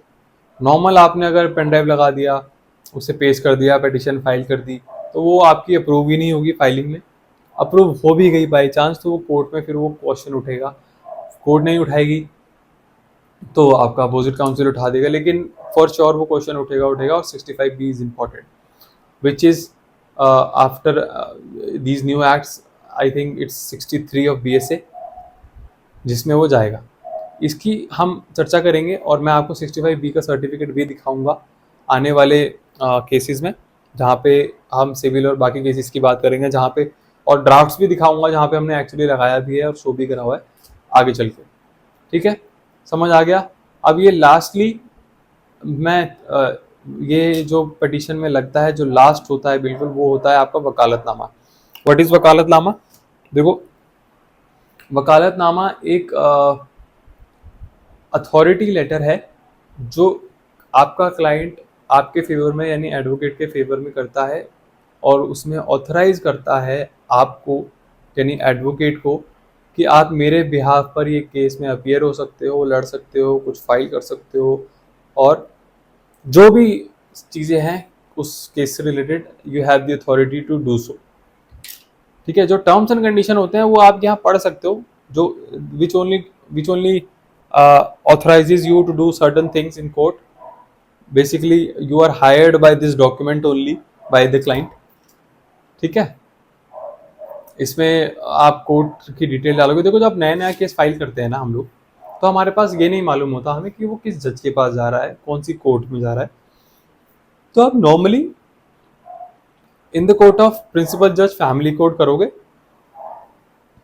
और डिस्ट्रिक्ट डाल दोगे, जो भी डिस्ट्रिक्ट है आपका, शादरा, द्वारका, रोहिणी, साकेत, करकड़ुमा, पटियाला, कुछ भी जो भी जुरिस्डिक्शन है। और केस का डिटेल ये तो आपको पता ही होगी कौन पार्टीज हैं। यहाँ पर जो आएगा, ये वाला जो पैरा देख रहे हो, आए शोभी शर्मा, यानी जो शोभी शर्मा है वो कर रहा है, ये पिटिशन डाल रहा है, वो ऑथराइज कर रहा है, तो शोभी शर्मा, फादर नेम, एड्रेस, और ये कौन है, पिटिशनर है, दी अबव नेम पिटिशनर। यहाँ पे आ जाएंगे एडवोकेट्स के डिटेल्स, उनका एड्रेस, साइन स्टैम्प, जो भी है, ऑफिस एड्रेस, यहाँ पे वो आ गया। और एनरोलमेंट नंबर, जो भी एनरोलमेंट नंबर होता है ये भी डालना बहुत जरूरी होता है। नीचे यहाँ पे देखो, ये लेफ्ट कॉर्नर में आप देख रहे हो, ये सारे एडवोकेट्स के डिटेल्स हैं, उनके साइन है जो करेंगे वो, और यहाँ पे साइन है आपके क्लाइंट का, जो आपको ऑथराइज कर रहा है बाय दिस डॉक्यूमेंट। अब एक चीज और नोटिसेबल है ये कि सर ये 2 रुपए की जो लग रही है ये पर्ची, ये क्या है, रिसीट, ये जो लगा हुआ है 25 रुपए का, ये क्या है? तो देखो, इससे शुरू करते हैं। ये जो है, ये जो कोर्ट फीस है, ये आपके हर कोर्ट में एक ट्रेजरी होती है, वहां से कोर्ट फीस मिलती है। तो वकालतनामा जब आप डालते हो, इसको वकालतनामा बोलते हैं अथॉरिटी लेटर को कोर्ट्स में। तो इसकी एक रिक्वायरमेंट है जो हो सकता है अभी तक तो नहीं चेंज हुई है, बट कभी भी चेंज हो सकता है। इन चीज़ों का कोई स्ट्रेट जैकेट फॉर्मूला नहीं है। तो फिलहाल जो अभी करंट सिनेरियो है वो ये चलता आ रहा है कि 2 रुपये की एक welfare ticket. Sir welfare ticket है क्या, 2 रुपये की क्यों? तो देखो, ये रूल बना हुआ है, 2 रुपये की टिकट वकालतनामा पे लगती है, जो एडवोकेट से वेलफेयर में जाती है, वेलफेयर के लिए जाती है, जिससे उनके लिए, उनके वेलफेयर के लिए कुछ किया जाता है, उनकी फैमिलीज के लिए किया जाता है, चाहे वो इंश्योरेंस वगैरह हो, चाहे कुछ हो, वो इन्हीं फंड से निकाला जाता है, तो ये देना ज़रूरी होता है। सेकेंड, ये आगे आपकी दूसरी वेलफेयर टिकट, मैं कन्फ्यूजन दूसरे नाम से इसको क्लियर करता हूँ। ये आपकी कोर्ट फीस है, जो आप केस डालते वक्त एक फी पे करते हो कि हम केस डाल रहे हैं, उसकी कोर्ट फीस ये है, वकालतनामा पे 2 रुपये की लगती है। ये आपकी वेलफेयर है 25 रुपये की, जिसके बारे में मैं बात कर रहा था, जो वेलफेयर फंड में जाती है, जिसके थ्रू एडवोकेट्स का वेलफेयर है, उनके लिए कोर्ट स्ट्रक्चर या कुछ भी, anything that could be anything, in fund से किया जाता है। और ये कोर्ट फीस जो ट्रेजरी से आपको मिलेगी, ये वेलफेयर मिलती है आपको। हर कोर्ट में एक बार ऑफिस होता है, वहाँ पे जाओगे, काउंटर होता है, वो बार ऑफिस से आपको मिलती है। अब प्रैक्टिकल एस्पेक्ट में फिर आ जाता हूँ, फिर मैं बता दूँ, वैसे तो ये लगाना इंपॉर्टेंट होता है, ज़रूरी होता है देखो वेलफेयर, लेकिन जो कोर्ट्स में क्या होता है, कभी कभी ये वेलफेयर अवेलेबल नहीं होती है, आपके पास नहीं होती है, या फिर बार ऑफिस में भी अवेलेबल नहीं होती है। सर अगर अवेलेबल नहीं है तो फिर ये कैसे फाइल होगा? कोर्ट्स में, बार ऑफिस में एक रिसेप्शन में कोई ना कोई बैठा होता है, उनके पास एक स्टैंप होती है। अगर वो कोर्ट फीस ये नहीं है वेलफेयर, तो वो स्टैंप आपके वकालतनामा पे मार देते हैं, which is also an authorization कि ठीक है आप केस फाइल कर सकते हो, तो आप उसको फाइल कर देते हो। ठीक है, इतना समझ आ गया होगा आई होप। और देखो, जब हम केस फाइल करते हैं, डालते हैं कोर्ट में, तो आपको ये ध्यान रखना है कि इसके साथ, हर केस के साथ कोई ना कोई कोर्ट फीस जाती है। वो तो वकालतनामा की थी, वो बिल्कुल अलग थी, वो मैंने बताया, वो तो बिल्कुल एकदम एकदम फिक्स हो जाओ कि 2 रुपये की फीस जाएगी कोर्ट फीस, और 25 रुपये का वेलफेयर टिकट। कुछ एक अलग से फीस लगती है केस फाइल करने के लिए, जैसे ये देख रहे हो, ये वो फीस है। जैसे हमने इसमें 30 रुपीज़ के लगा रखे हैं। देखो इसका भी कोई स्ट्रेट जैकेट फॉर्मूला नहीं है। जब आप केस फाइल करोगे, नॉर्मली मैट्रिमोनियल केसेस में 20, 25, 30 रुपए की ही लगती है, मगर ये कभी भी चेंज हो सकता है, कभी भी चेंज हो जाता है, कभी कम या कम ज़्यादा कुछ भी हो सकता है। तो बेटर यही है कि आप कंसर्न कोर्ट में जहाँ भी आप डाल रहे हो एक बार पता कर लो कि कितने की कोर्ट फीस लगनी है, क्योंकि अगर आपने कम या ज़्यादा से तो कोई फर्क नहीं पड़ेगा, लेकिन अगर कम लगा दी तो आपका केस फाइल नहीं होगा, ऑब्जेक्शन में आ जाएगा, फिर आपको उसको लगा करके फिर दोबारा फाइल करना पड़ेगा, वो ट्रबल हो जाएगा। तो आई होप इतना समझ आ गया हो। अब मैं बात करता हूँ ट्रायल की, क्योंकि since it is our first video तो आपको ये समझाना बहुत ज़रूरी है कि केस तो हमने बना लिया, केस तो हमने फाइल कर लिया, हमने रेडी कर लिया, ठीक है। अब उसको फाइल कैसे किया जाए और उसके बाद सर क्या क्या कैसे कैसे होता है एक ट्रायल में जब केस चलता है। तो केस आपने बनाया, देखो ये केस बना हुआ है, फाइल्ड है, एकदम रेडी केस है, आप इसको रेफर कर सकते हो। ये केस ऑलरेडी चल रहा है आज की डेट में जब मैं ये वीडियो बना रहा हूँ, ऑन गोइंग केस है, ठीक है। तो इनसे बेटर ड्राफ्ट आपको नहीं मिलेगा रेफर करने के लिए या अपने केस ड्राफ्ट करने के लिए। तो इसको ऐसा समझ लो आपने केस ड्राफ्ट कर लिया, ये जितने भी एनेक्जर्स हैं CIF वगैरह और जो सब कुछ आपने रेडी कर लिया, आप इसका एक प्रिंट दोगे। प्रिंट का भी आपको ध्यान रखना है, ऐसा नहीं है आपने इंडिविजुअल प्रिंट दे दिया, एक प्रिंट एक पेज पे निकाला, आपको फ्रंट और बैक दोनों कवर करना है। कोर्ट्स के न्यू रूल्स आ गए तो वो दोनों साइड से कवर होगा। फिर आप इसको कंपाइल करोगे, रेडी कर लिया आपने ड्राफ्ट, बिल्कुल एज इट इज रेडी करना, आपने रेडी कर लिया, एनेक्जर करा लिया, ओथ करा लिया, कोर्ट फीस लगा दी, ठीक है। आप एक कोर्ट फाइलिंग की फाइल लोगे, नॉर्मल फाइल, रजिस्टर जैसी फाइल आती है, कोर्ट्स में मिलती है फाइलिंग वाली, 10, 12 रुपए, 15 रुपए की, वो लोगे, अपनी फाइल को उस फाइल में डालोगे और इसके साथ एक एक्स्ट्रा कॉपी जो कोर्ट्स में जाती है कोर्ट के लिए, अपनी ओरिजिनल फाइल, उसके साथ आपकी अपनी फाइल जो कॉपी है वो, और जो फाइल आपने ली है उसमें उस फाइल को डालोगे रजिस्टर की तरह, उसको टैग कर दोगे। वो ब्राउन फाइल होती है या वाइट, कोई भी फाइल हो सकती है फाइलिंग वाली। उसके ऊपर, फाइल के ऊपर भी आपको एक चीज़ लिखनी है, वो ये जो ये हिस्सा देख रहे हो आप, ये सारा ये एज इट इज़ आपको फाइल के ऊपर लिखना है कोर्ट के रेफरेंस के लिए, क्योंकि जब कोर्ट में फाइल होती है तो कोर्ट ऑब्वियसली सारे जो स्टाफ है, कोर्ट स्टाफ है, वो फाइल कोर्ट के नहीं खोल के नहीं उसको बार बार देखेगा, ऊपर से उसे पता जाना चाहिए कि कौन सी फाइल कौन से केस की है और क्या है, ठीक है। उसको आप रेडी करोगे। पहले क्या होता था कि वो फाइल आप रेडी करके आप काउंटर पे जाते थे, फाइलिंग काउंटर होता है हर कोर्ट में, और वहाँ आप उसे सबमिट करते थे, वो फाइल हो जाती थी। अब क्या हो गया है, नया सिनेरियो आ गया है। अब ई कोर्ट फाइलिंग का एक पोर्टल बना हुआ है हर कोर्ट का। पहले ऑनलाइन फाइलिंग होती है, ऑनलाइन फाइलिंग के लिए हम कोशिश करेंगे कि हम आपको वो वीडियो बनाएं और उसको सब्सिक्वेंटली डालें, दिखाएंगे किस तरह से फाइलिंग होती है, तो वो डालेंगे। ऑनलाइन वो अप्रूवल आएगा, फिर हम अपनी फाइल जो हमने रेडी करी है उसको फिजिकल काउंटर पे दे के आएंगे। फिर विदिन 2-3 डेज और अ वीक मैक्सिमम आपकी पहली फर्स्ट डेट केस की आ जाएगी। अब आ जाते हैं हम बिल्कुल प्रैक्टिकल पे कि कोर्ट के अंदर क्या होता है जब केस फाइल हो जाता है। ये तो हमने केस फाइल कर लिया सर, समझ आ गया आपको क्या हुआ। कोर्ट में आ गए, पहली डेट आ गई, फर्स्ट डेट पे आपका जो केस है वो एडमिट किया जाएगा। एडमिशन की स्टेज बोलते हैं उसे। एडमिशन का मतलब हो गया आपका केस कुछ सुना जाएगा, जज साहब उसे, जो जज है, ऑनरेबल जज है, वो सुनेंगे। फिर इस केस को एक्सेप्ट करेंगे या नहीं करेंगे वो उस पर डिपेंड करता है। आपने केस बनाया, जज साहब ने सुना, उन्होंने देखा, ठीक है, उन्होंने अब जो बेसिक क्वेश्चंस जो होते हैं ना, देखो मैट्रिमोनियल केसेस में इनको एडमिट करवाना बहुत आसान होता है, इसमें कुछ नहीं होता है। बस आपको इतना ध्यान रखना है जो आपकी जो जुरिस्डिक्शन है वो सही हो। अगर आपकी जुरिस्डिक्शन सही है तो उससे ज़्यादा जज साहब आपसे कुछ पूछेंगे नहीं, क्योंकि मैट्रिमोनियल केस में उससे ज़्यादा कुछ होता नहीं। जुरिस्डिक्शन ठीक है, पिटिशन यूजुअली जजेस नहीं देखते हैं जब एडमिशन की बात होती है, क्योंकि उस स्टेज पे उनको एलिगेशन देखने का कोई पॉइंट भी नहीं है। आपने पिटिशन डाल दी, उन्होंने जुरिस्डिक्शन देख ली कि ठीक है, एड्रेस से ये वाली जुरिस्डिक्शन बनती है, या कॉज ऑफ एक्शन से ये वाली बनती है, या शादी से ये बनती है, जो भी जिस भी जुरिस्डिक्शन को पकड़ के आप गए हो उस कोर्ट में। कभी कभी देखो ऐसा होता है कि आपको जुरिस्डिक्शन अपने हिसाब से मोल्ड करनी पड़ती है। ये सब चीज़ें मैं आने वाले वीडियोज़ में सब इलेबोरेटली बात करूंगा। धीरे धीरे आपको चीज़ें समझ आने लग जाएंगी अपने आप कि कैसे कैसे क्या क्या होता है, ठीक है। तो वो पूछेंगे, जुरिस्डिक्शन पूछेंगे कैसे यहाँ का बनता है, आप बता दो कि जी यहाँ पे हस्बैंड जो है इस जुरिस्डिक्शन में रहते हैं, hence this court has all the jurisdiction to entertain this suit. आपका केस एडमिट हो गया, जज साहब आपको एक डायरेक्शन देंगे, नोटिस इशू, इतना बोलेंगे नोटिस इशू। कभी कभी नहीं भी बोलते, क्यों? क्योंकि कोर्ट अज्यूम कर लेते हैं कि आपको तो सब पता होगा, आप कोर्ट में आ रहे हो, प्रैक्टिस कर रहे हो। तो उन्होंने नहीं भी बोला तो वो क्या नॉट कर देंगे या ओके ओके करके फाइल साइड में रख देंगे और नोटिस इशू कर देंगे। नोटिस इशू का मतलब हो गया आपको आप समन करवाने सामने वाली पार्टी का।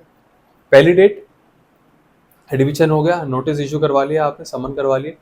अब देखो समन करवाने का मतलब होता है कि समन करवाने का मतलब ये नहीं कि आपने करवाए और वो हो गए, आपको फिर से एक क्लैरिकल वर्क करना है इसके साथ अपनी पेटी। क्योंकि देखो अब इसमें भी ध्यान रखना, जैसे यहाँ पे वाइफ है और वाइफ का एक एड्रेस है, तो आप इस पेटिशन का एक फोटोकॉपी निकालोगे, एक एड्रेस पे 2 कॉपीज, यानी कि 2 कॉपी इसकी निकाली आपने, दोनों का सेट बनाया। ध्यान से सुनना है, बहुत ज़रूरी वो काम है और जिसमें लोग फंस, हालांकि है क्लैरिकल वर्क लेकिन it is a very important work summon कराना, तभी सामने वाली पार्टी को समझ आएंगे और आपके पास वो आएगी, कोर्ट में अपीयर होगी। एक एड्रेस पे 2 कॉपीज, यानी 2 एड्रेस हो गए तो 4 कॉपीज, ठीक है। अभी एक है तो कॉम्प्लिकेट नहीं करते, एक पे लेके चलते हैं। एक एड्रेस है, आपने 2 कॉपीज निकाली, एक एड्रेस के लिए 2 कॉपीज निकाली, एक एनवेलप लिया A4 साइज का, ठीक है।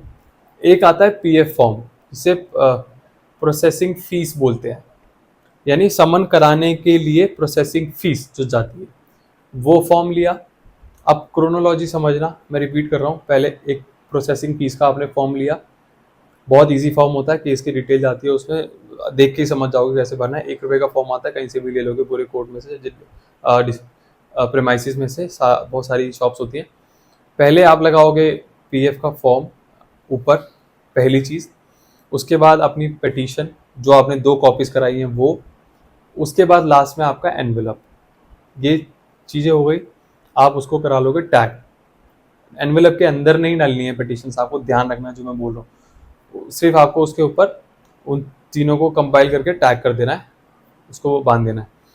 अब ये तो आपने रेडी कर लिया, अब आ गया एनवेलप पे आपको लिखना है जो जिसको आप समन करा रहे हो उसका एड्रेस, टू करके, जैसे टू और फ्रॉम करके करते हैं, आपको टू करना है, सामने वाली पार्टी का एड्रेस डाल देना है। फ्रॉम में कुछ नहीं लिखना, क्योंकि फ्रॉम हो जाएगा कोर्ट से, आपकी तरफ से नहीं जा रहा, आप सिर्फ रेडी करके दे रहे हो कोर्ट को, कोर्ट से जाएगा, तो आपको टू करके वो कर देना है।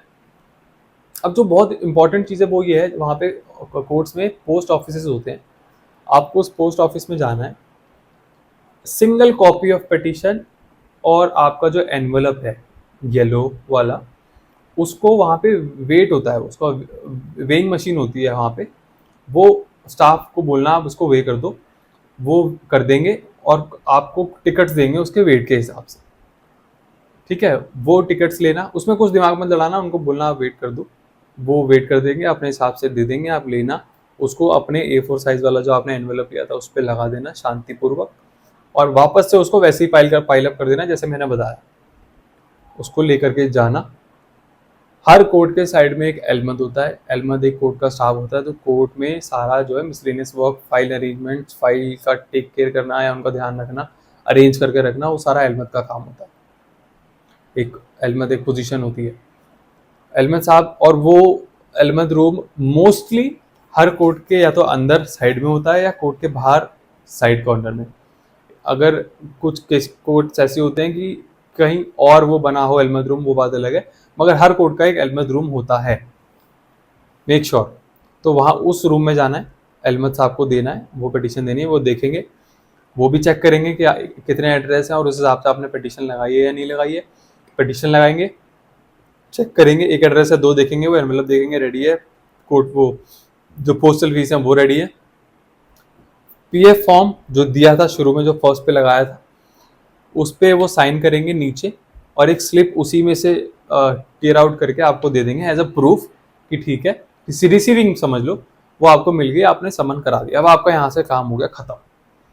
अब आती है नेक्स्ट डेट, क्योंकि जब भी नेक्स्ट डेट आएगी 1-2 महीने 3 महीने में, अब नेक्स्ट डेट आ गई, तो उस डेट पे 2 सिनेरियो होंगे। दोनों सिनेरियो में क्या होगा, पहला सिनेरियो कि समन इशू हो गए लेकिन पार्टी नहीं मिली या उस एड्रेस पे नहीं थी, ठीक है। उस केस में क्या होगा, जज साहब दोबारा से ऑर्डर कर देंगे, तो आपको दोबारा से उसी प्रोसेस से जाना पड़ेगा। पहली चीज़ तो ये हो गई। दूसरी, समन रिसीव हो गए, सामने वाली पार्टी में जज साहब के पास रिपोर्ट आ गई कि वो समन रिसीव हो गए लेकिन पार्टी फिर भी नहीं आई, ये दूसरा सिनेरियो है। इसमें एक चीज़ और है, मैं वो भी बताता हूँ। ये दूसरा सिनेरियो है कि पार्टी आई ही नहीं, लेकिन वो समन रिसीव हो चुके हैं। तो आपका केस में एक डेट पड़ जाएगी, डेट मिल जाएगी, और सामने वाली पार्टी को फिर से एक अपॉर्चुनिटी दी जाएगी कि वो शायद आ जाए, क्योंकि कोर्ट का मेंटेलिटी ये रहती है कि ऑडी ऑल्ट्रम पॉल्ट्रम एक हमारा मैगजीन है, आप पढ़ना उसे अगर आपको नहीं पता तो। Everybody has a right to be heard, ठीक है। तो इसलिए होता है कि कोर्ट जो है 1, 2, 3, 4 तारीख, 5 तारीख अपने हिसाब से देते हैं, if parties are not coming before the court, ताकि इनजस्टिस ना हो किसी बात, क्योंकि ना आने का रीजन भी जेन्युइन हो सकता है किसी का। तो पार्टी नहीं आई मान लो, तो एक सिनेरियो हो गया, आपको डेट मिल गया। नेक्स्ट पार्टी अगर आ गई तो या तो पार्टी आएगी और वो अपना एडवोकेट लेके आएगी, वो अपना वकालतनामा ऑन रिकॉर्ड डाल देंगे, और वो टाइम ले लेंगे रिप्लाई फाइल करने के लिए जो हमने पिटीशन डाली है उसका, ठीक है। दूसरा सिनेरियो, पार्टी आ गई, समन रिसीव हो गए, पार्टी आ गई, वो रिप्लाई लेके आ गए साथ में रेडी करके, वेरी गुड, ये तो उससे अच्छा कुछ नहीं हो सकता। पहली डेट पे रिप्लाई आ गया, वो रिप्लाई हमें सप्लाई करेंगे, अपना हमारी पिटीशन डाली थी, वो उनका रिप्लाई पिटीशन का ले आए, उन्होंने कोर्ट में दिया, उन्होंने एक कॉपी हमें दी, सप्लाई हो गया। ये हो गई एक चीज। अब इसी को कंटिन्यू रखते हैं। वो आए, उन्होंने रिप्लाई दिया, फाइल हो गया। अब अगली जो तारीख है वो ये है कि उनके रिप्लाई का रिप्लाई हमें देना है, जिसे हम रेप्लिकेशन स्लैश रिजॉइंडर बोलते हैं। यानी क्रोनोलॉजी समझना थोड़ा कंफ्यूजिंग हो सकता है, आई नो। हमने पिटीशन डाली, सामने वाली पार्टी का रिप्लाई आया, अब इसका भी रिप्लाई हमें करने का एक मौका मिलता है पिटिशनर्स को, यानी हमें उसको बोलते हैं रेप्लिकेशन या फिर रिजॉइंडर। वो लास्ट स्टेज होती है किसी भी प्लीडिंग्स की, ठीक है। हमें मौका मिला, नेक्स्ट डेट मिली, हम रेप्लिकेशन ले गए, हमने रेप्लिकेशन अगेन हमने कोर्ट में दिया, फाइल किया, ऑनलाइन फाइल किया या कोर्ट में दिया, और एक कॉपी सामने वाली अपोजिट पार्टी को सप्लाई कर दी, हमारी प्लीडिंग्स हो गई खत्म। देखो, मैं मिसलेनियस एप्लीकेशंस में नहीं जा रहा हूँ, क्योंकि मिसलेनियस एप्लीकेशंस भी कुछ होती हैं जो बीच में कभी कभी फाइल हो जाती है, कोई भी रीज़न हो सकता है उनका फाइल करने का, आगे बात करेंगे। फिलहाल हम एक ट्रायल पे चल रहे हैं, तो ट्रायल चलते हैं, कॉन्क्रीट ट्रायल की बात कर रहे हैं हम प्रैक्टिकल में। प्लीडिंग्स कंप्लीट हो गई, प्लीडिंग्स कंप्लीट का मतलब क्या हुआ, पेपर वर्क कंप्लीट हो गया सारा। अब पेपर से लेना देना नहीं है, सब कुछ ऑन रिकॉर्ड आ चुका है, दोनों पार्टीज अपना अपना कर चुकी हैं, रिप्लाई दे चुकी हैं, सब कुछ हो गया। अब आएगी stage prosecution, sorry petitioner evidence की, पीई जिसे हम बोलते हैं शॉर्ट फॉर्म में। कंफ्यूज मत होना, जब मैंने भी वकालत नई स्टार्ट करी थी लिटिगेशन, तो पीई मुझे भी नहीं समझ आया था कि पीई है क्या। तो अनफॉर्चुनेटली कोर्ट्स भी जो है एब्रीविएशंस यूज करती हैं, जो मुझे लगता है नहीं करना चाहिए, पर्सनली नहीं समझ आता है कभी कभी। तो पीई मतलब हो गया पिटिशनर एविडेंस। अब इसको समझना, पिटिशनर एविडेंस का मतलब होता है, बुकिश लैंग्वेज में आपने पढ़ा होगा, examination in cheap and cross examination. ये बुक की वर्डिंग मैंने बताई। एग्जामिनेशन इन चीफ मतलब बयान, स्टेटमेंट, जो पिटिशन में लिखा है, जो पिटिशनर है वो कोर्ट के सामने बिना पिटिशन को देखे अपने सारे स्टेटमेंट्स देगा कि कब कैसे क्या क्या तेरे साथ क्रुएलिटी हुई, तुम्हारे साथ क्या क्या हुआ, आप उसको दोगे। पिटिशन देख के दोगे तो आप यू आर रेडी, आप देख देख के सब बोल दोगे, तो वो उससे कोई उसका पॉइंट नहीं है। बिना पिटिशन देखे आप बताओगे कब शादी हुई, कैसे हुआ, कब क्या क्या हुआ, कौन सी क्रुएलिटी कब हुई, जो भी आपने पिटिशन में लिखा हुआ है, ठीक है। रीजन इसका ये है कि जब सामने वाला अपोजिट काउंसिल क्रॉस करेगा, तो आप अगर वो क्रॉस करेगा तो आप देख देख के बता दोगे सारी चीजें, क्रॉस का कोई पॉइंट नहीं है।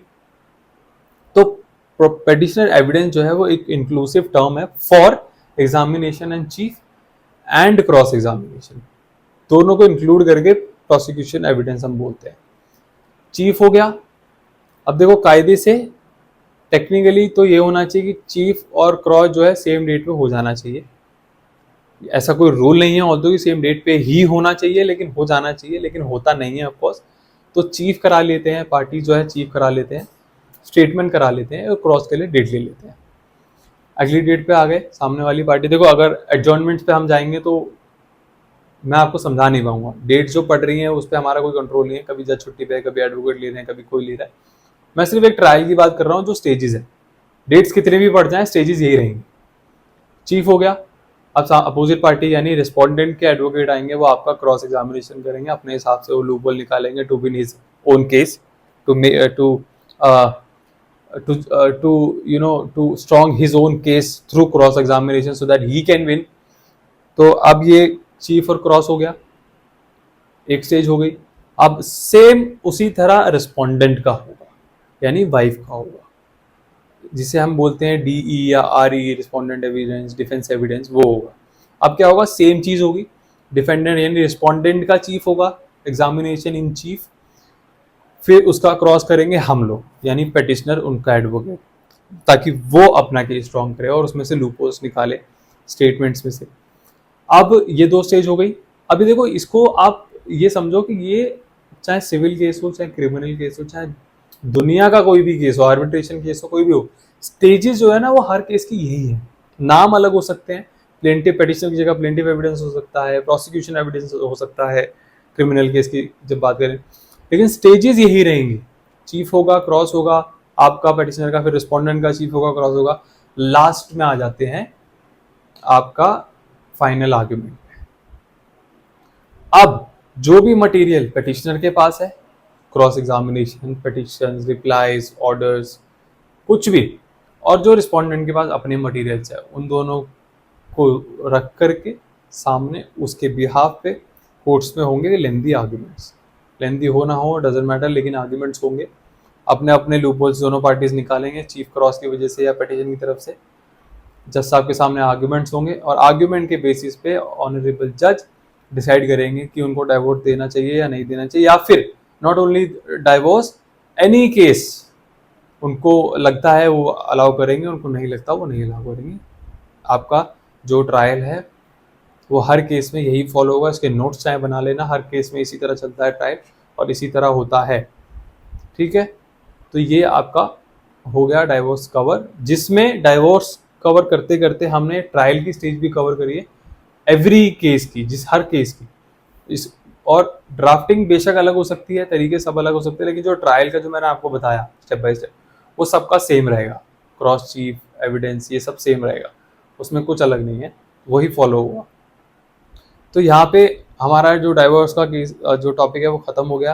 डाइवोर्स के साथ साथ और भी टॉपिक इसमें कवर करे हैं, since it is our first video. तो आगे भी हम जो मैट्रिमोनियल केसेस की जो वीडियो बनाएंगे और केसेस बनाएंगे, चीज़ें थोड़ी थोड़ी रिपीट में करता रहूँगा ये समझाने के लिए, ताकि आपको याद हो जाए और आपको बेटर अंडरस्टैंडिंग मिल जाए।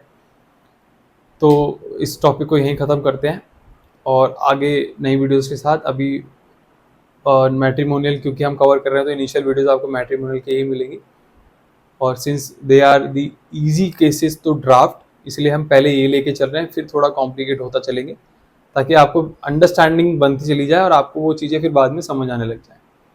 तो यहाँ ख़त्म करते हैं और मिलेंगे नेक्स्ट क्लास में। Thank you.